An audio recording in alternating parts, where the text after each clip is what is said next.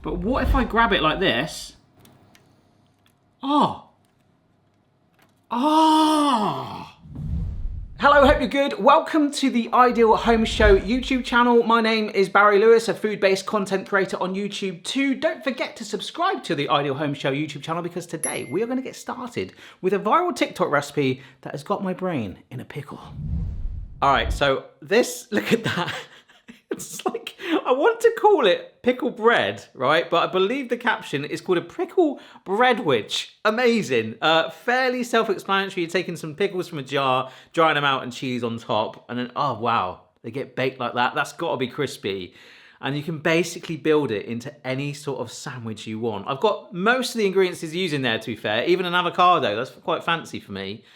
And I think we're gonna give it a go because that looks absolutely gorgeous. The first thing we're gonna do actually is a hack involving cheese. Yeah, because I found out the other day, you know, you get that sort of grated cheese in the supermarket, of course, most types. It's just so convenient, isn't it?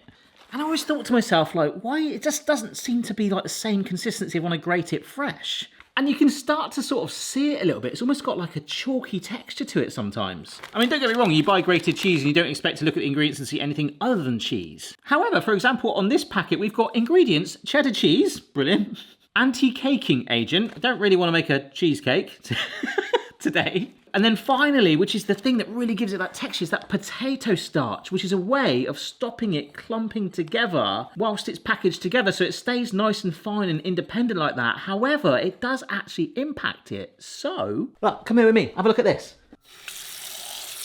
We're actually going to wash the cheese, okay?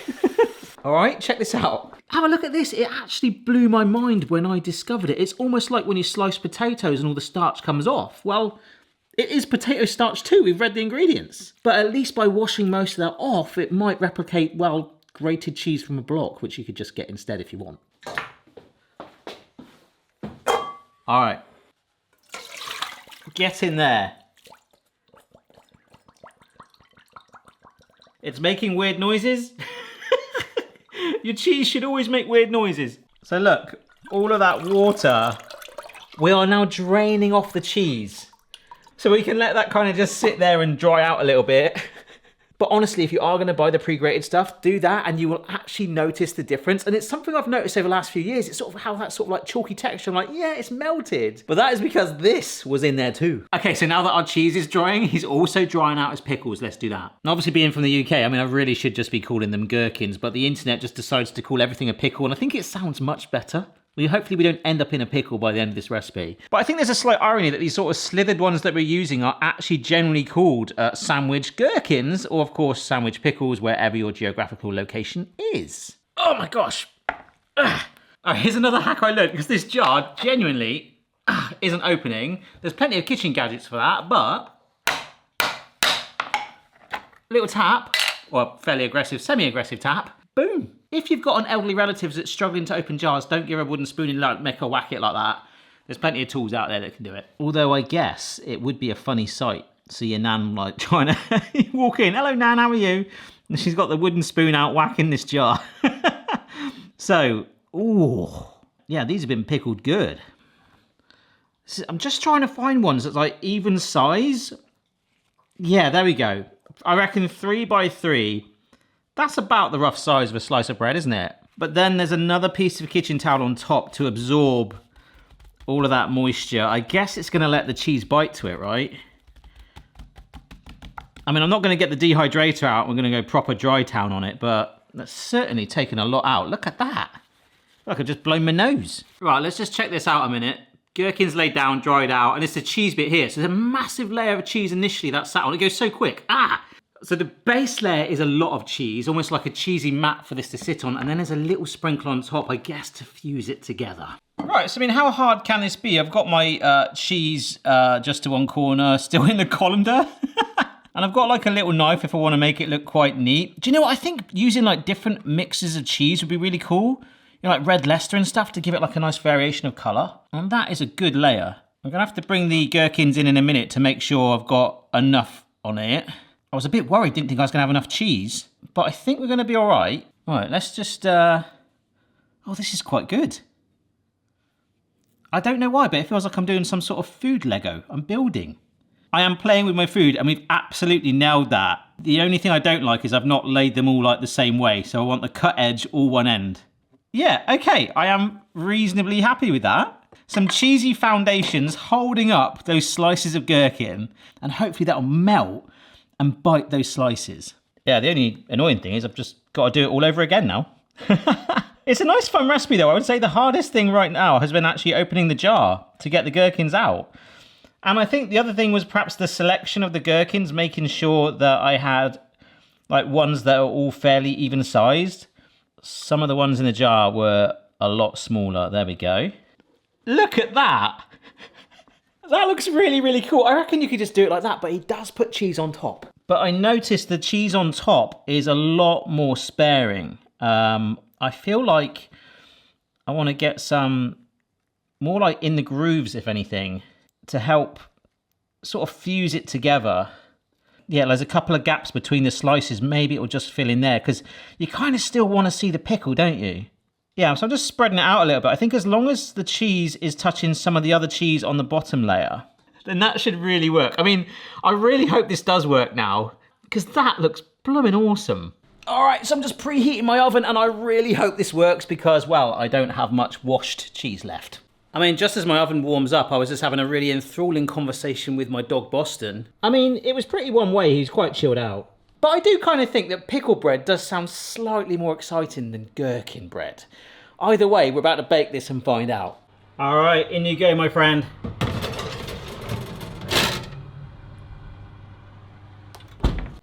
So apparently that's going to bake in there for around about 19 to 20 minutes. I think 19 is quite specific, but I'll tell you one thing. Although I could get my fillings ready, I'm going to be watching that like a hawk. Rawr! That's my hawk impression. But seriously now, I'm committed. We're locked in. I've washed the cheese. We've got like front row seats to this cheesy, melty, pickly, gherkiny sandwich adventure. That's what we're going to call it. Come and have a look at this. Can you see it's like a cheesy mat bubbling away? But I quite like that. Because all being well, once it firms up, which we're hoping it will, we can just snap where it joins. Oh, actually, hang on. Oh no, my gherkins are sliding. They're actually sliding. I need to get that out. Oh no, I think I put too much cheese on it. Yeah, look. But whilst it's like this, I think we can move it around. Let's just see. Yes, we can bring them back together. There we go. Well, I can, but look, it keeps pushing back. So we're going to have to actually lift the slice up and push it down onto the cheese. There we go. So that they're actually sort of touching. There we go. All right. Yeah, and we've got a chance to do this because that cheese is still gooey. There's still a little bit of movement in it. Ah, come on. Do you know what? It's expanded so much now that I think I've got another dried gherkin for each side. I can just push it into the cheese like that. I mean, not that it needs much cheese, but a teeny bit on top of that. And I guess now that I've still got it here, I can actually, look, I can cool it down. I can actually like push some of this other spare cheese away into this corner. I'll get that out of the way. I think perhaps I put a touch too much cheese on it, but it's still working. We've not failed yet. I've had years of practice of overcoming these crazy types of recipes, and I've no doubt it'll probably want to join together anyway in a moment. I'm just gonna scoop. Oh my word. It's like a raclette. Pour that onto some potatoes now. Oh, it's like being in Switzerland. Right, so we've made our pickle breadwich potentially bigger. Go on, mate, in you go. I tell you, it's always the ones that you think are going to be simple. I think that's my gut feeling. Maybe I got a bit too excited on the cheese. It was some serious cheese foundations. But, cheese pun warning, I'm not going to shed a tear over it. We're going to carry on. Can I just say though, if this does fail, I mean, it's proper bubbling away like crazy now, starting to get those brown edges. I really am watching it like a hawk. Rawr. But I guess at the end of the day, if the pickle bread fails, we are possibly making a pickle baguette. Always got to have a backup plan.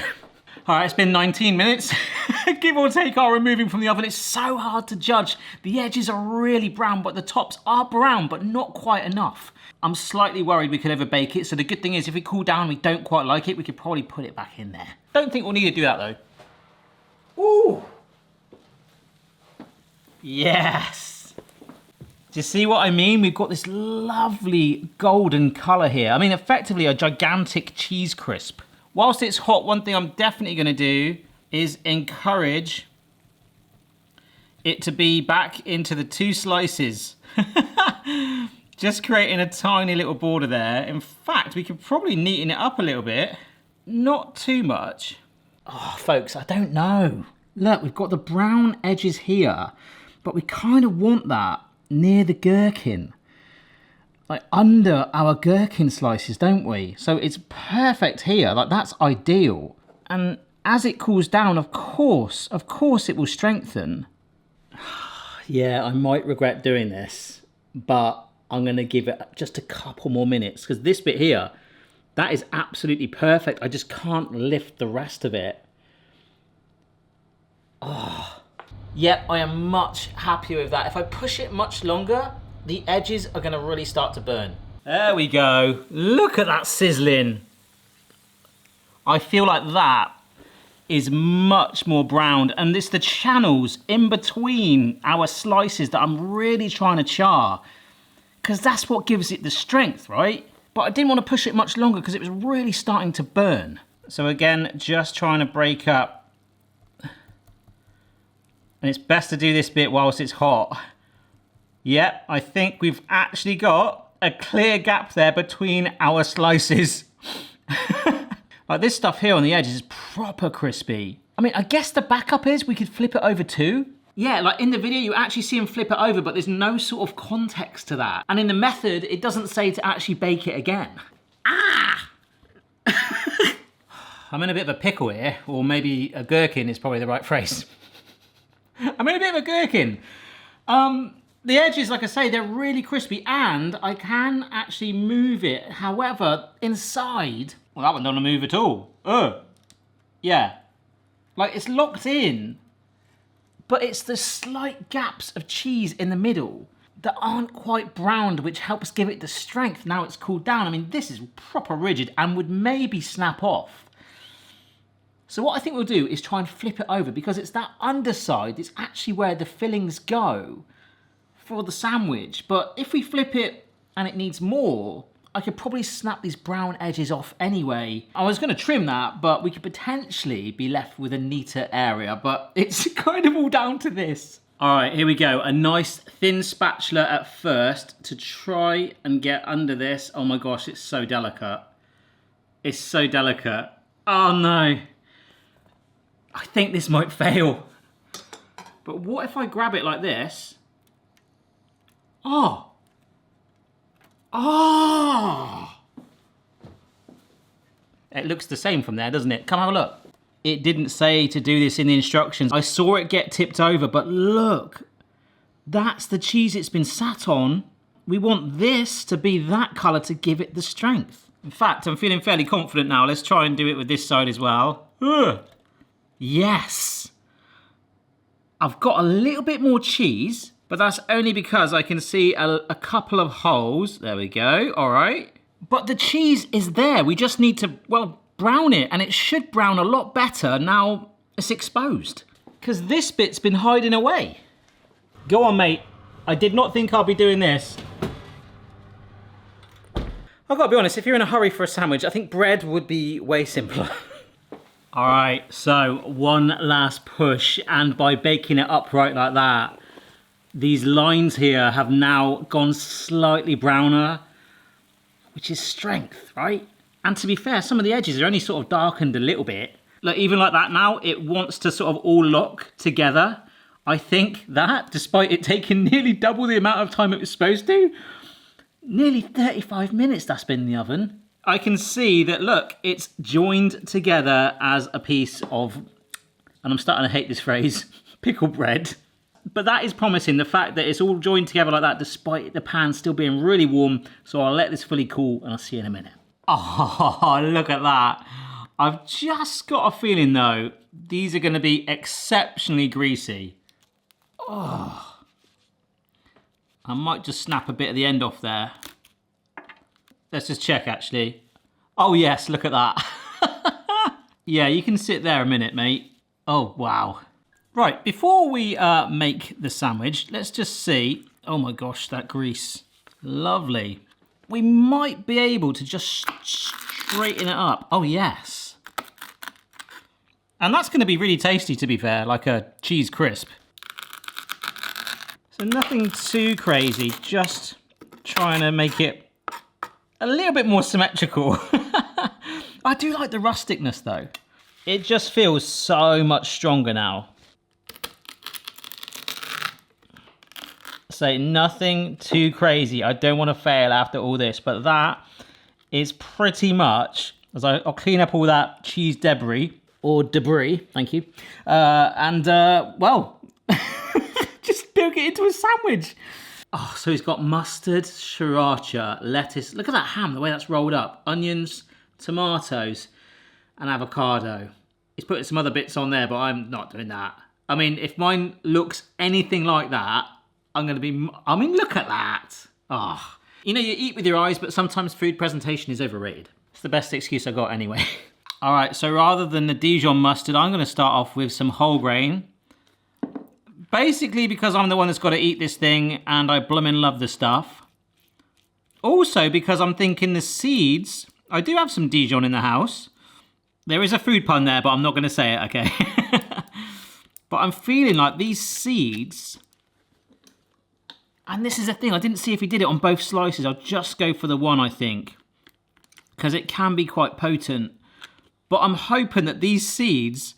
It'll be very hard for you to see, but there's just a tiny little holes. It's actually sort of like plugging them. All right. Okay, and then some sriracha sauce. Don't mind a bit of that. Look at that. Oh, I found my calling in life. Right, I've got a medley of ingredients here then. So down goes some lettuce. Then I was mulling over putting that down first of all as a sort of blanket. This smells amazing. I think it's just the sriracha really and the mustard. There is like obviously a melted cheese scent in the air, but... And then he did something like crazy with ham, right? I have never seen ham presented this way, like rolled up into tubes like this. And I'm going to try and do it because I'm probably going to cut down that way. Ooh, missing a bit of lettuce on that corner. Need my padding.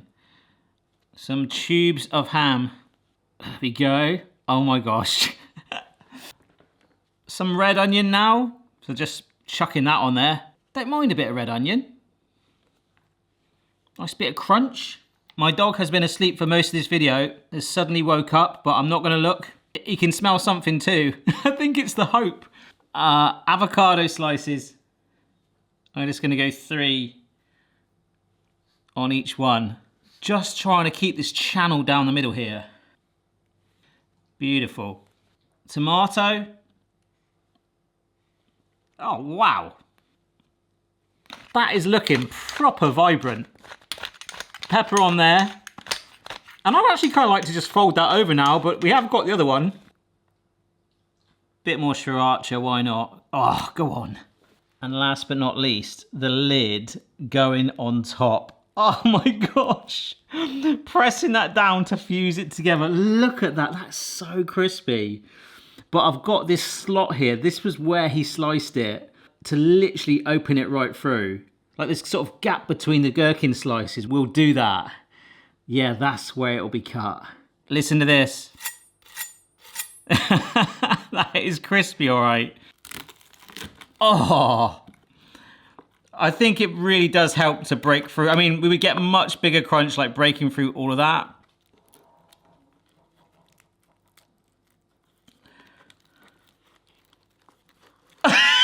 You try and lift it up. Oh, it's not too bad, actually.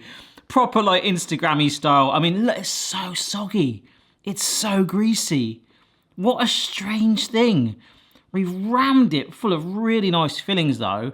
plus the gherkins and the cheese. I can't believe we've actually got something I can potentially hold, although it is a bit soggy. Of course, don't forget to like, share, and check out other interviews right here on the Ideal Home Show YouTube channel, and I'm about to eat this right now. It's so soggy. Oh gosh, the gherkins are still greasy. Here we go. Wow.